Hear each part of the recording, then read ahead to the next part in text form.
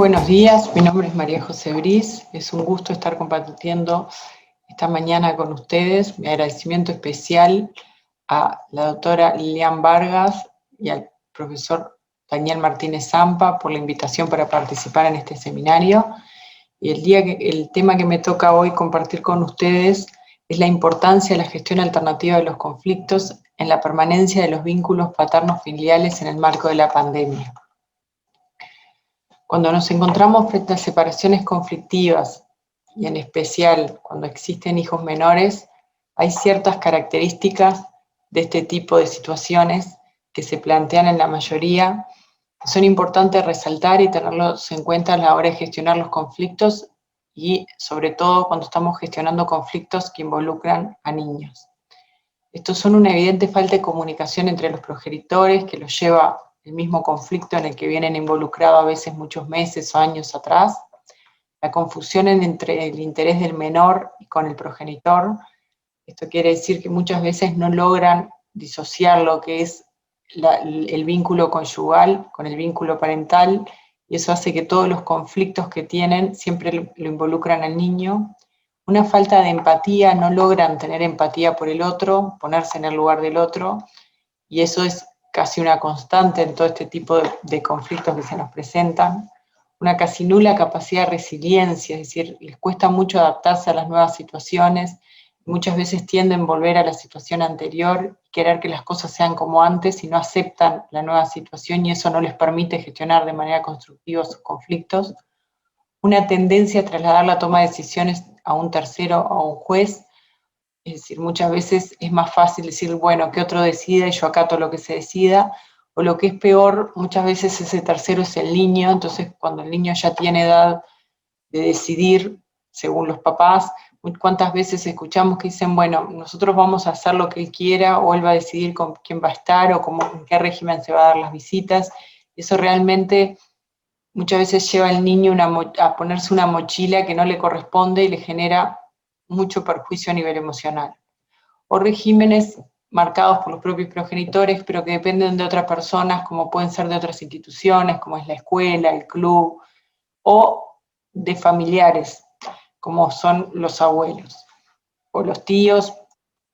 o algún otro familiar que pueda involucrarse en ese régimen. ¿Cuáles son los problemas mayores que se presentan y que de alguna manera se escaló la violencia en los conflictos en estos temas dada la situación de pandemia? Son las situaciones de tenencia compartida y el régimen de visita y comunicación. En las situaciones de tenencia compartida es muy difícil, si no existe una buena capacidad de gestión entre ambos progenitores de los diferentes cambios y una muy buena capacidad de resiliencia, que esa tenencia compartida se dé con una buena calidad y que el menor logre tener una buena calidad en su vida, porque los conflictos se vuelven permanentes, porque los cambios en la vida de un niño son a diario y los padres de ese niño tienen que tener la capacidad de poder gestionarlo. En el caso de las visitas y régimen de comunicación, hay una evidente necesidad de un vínculo paternal o maternal, dependiendo de quién sea quien vive con el niño, del progenitor no conviviente, pero también de su familia extendida, es decir, de los abuelos de ese niño por parte del progenitor no conviviente, de los primos, de los tíos. Los niños necesitan seguir manteniendo los vínculos con toda la familia extendida. Por otro lado, hay una necesidad, más allá de lo que está previsto legalmente en todos los países con diferente abordaje, de un régimen de vinculación permanente, lo que llamamos el régimen de comunicación, más allá del régimen de visitas que está fijado ya sea por un juez o acordado por las partes. Pero hoy en día, con todo el desarrollo de la tecnología, que lo veremos más adelante, es muy fácil que el niño pueda tener un régimen permanente con el progenitor no viviente a diario, si existe voluntad. Y eso es muy importante para poder compartir el día a día y lo que le pasa a ese niño, y que pueda contarle a su papá o mamá que no vive con él cómo vivió ese día. Y creo que ese es un tema muy importante y que en el ámbito de la gestión alternativa de conflictos nos permite, dada la flexibilidad del proceso, destacar la importancia de esto y poder trabajarlo. Por otro lado, el principio de interés del superior del menor en este tema es fundamental, es decir, el interés superior del niño debería ser el eje para la toma de decisiones en este tipo de procesos. ¿Qué factores se dieron en esta época tan compleja que nos ha tocado vivir desde principios del año pasado? Bueno, hay una evidente restricción de movilidad, hay países que tienen la circulación prácticamente prohibida, otros no tanto, pero en todos lados siempre hay una restricción de movilidad que ayuda a la no transmisión del virus, y eso afecta y genera conflictos en este tipo de situaciones. Hay pérdidas de fuente de trabajo, porque bueno, toda esta situación ha llevado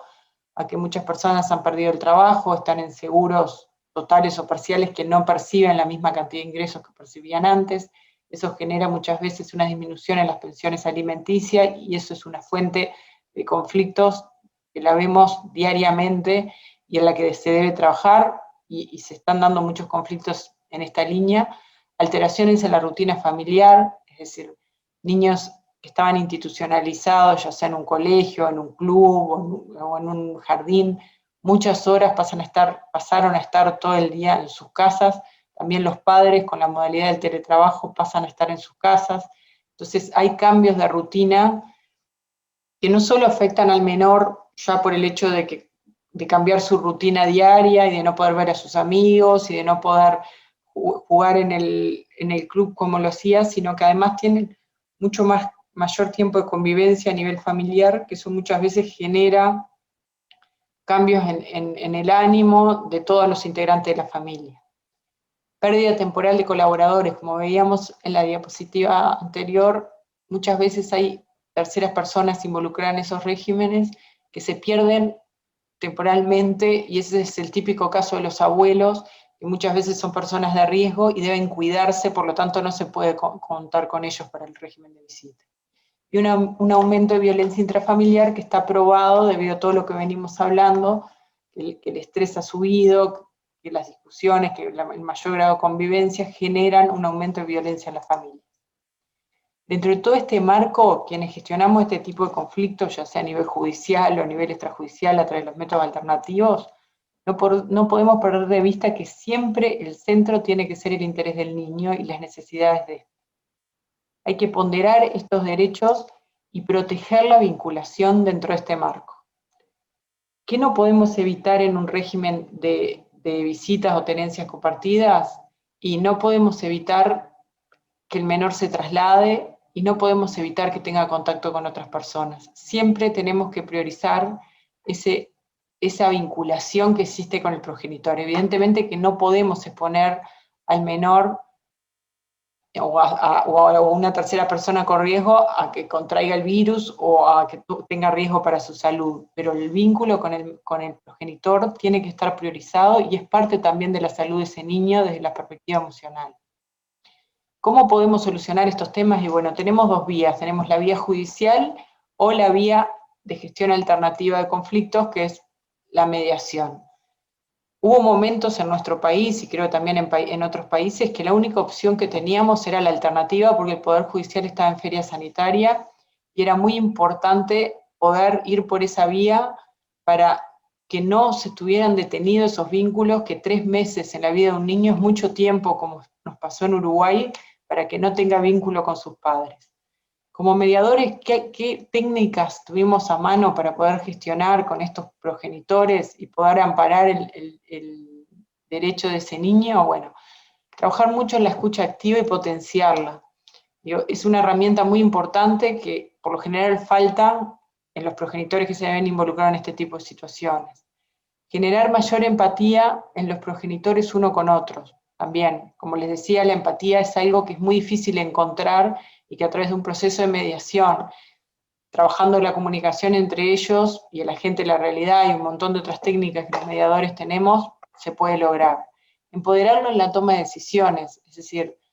es muy importante que la toma de decisiones sea de los progenitores y que se den cuenta en qué línea deben ir las decisiones, y más cuando no contamos con un tercero como puede ser el Poder Judicial para tomar esas decisiones. Posicionar el interés del niño, del menor, ya lo veníamos diciendo, trabajar la resiliencia entre las partes y con el propio niño, porque ese niño muchas veces se ve afectado a cambios permanentes de regímenes de vinculación con el progenitor no conviviente, dada la situación, y esa es una realidad que no la podemos manejar. Entonces, bueno, es importante que ese niño maneje una buena capacidad de resiliencia. Trabajar la técnica del agente de la realidad, fundamental, es una realidad que no es la esperada, que no era previsible, pero nos tocó y tenemos que trabajarlo con todas las partes, y un trabajo interdisciplinario. Es fundamental el abordaje interdisciplinario en este tipo de gestión de conflictos, ya que nos permite abordarlo de diferentes disciplinas y dar una contención familiar para que esta familia pueda seguir gestionando los continuos cambios que estamos viviendo en la actualidad. Creo que la tecnología ha dado muchas soluciones, y creo que en este tema también ha dado muchas soluciones en el sentido de mantener la vinculación cuando la situación es crítica y perdemos la posibilidad de un régimen de visita presencial. Las plataformas virtuales, el sistema de delivery, el sistema de mensajería y videollamada son instrumentos que deben ser utilizados para quienes toman este tipo de decisiones, y si bien, como muchos autores dicen, en lo cual coincido, no sustituyen el sistema presencial, son buenas técnicas cuando este no es posible, para que no se corte el vínculo con el niño, sea de la edad que sea, porque aunque el niño sea chiquito, el solo poder ver a su papá a través de una pantalla genera una vinculación, y no es necesario pasar por un proceso luego de algunos meses de no verlo, de revinculación, que implica un montón de incidencia en el niño y de trabajo, y a veces dura meses ese proceso. Entonces es muy importante no dejar de lado, tener en cuenta que todas estas técnicas nos ayudan en este sentido. Bueno, y por último, antes de despedirme, me gustó mucho esta frase, que es que, bueno, los matrimonios se terminan, pero la familia no, y creo que es en esa línea donde todos tenemos que trabajar. Es muy bueno poder generar un vínculo paterno-filial en niños con padres separados, para poder generar sus conflictos de manera constructiva, porque realmente van a marcar la vida de esa persona que el día de mañana va a ser adulto, va a ser padre, y va a tener un recuerdo de su infancia constructiva, y no dos padres peleándose frente a un juez y no solucionando nunca sus problemas, y niños que viven en situación de conflicto. No me quedan más nada que agradecer, les dejo mi contacto, y bueno, un gusto haber compartido este ratito con ustedes en una temática tan particular como es esta.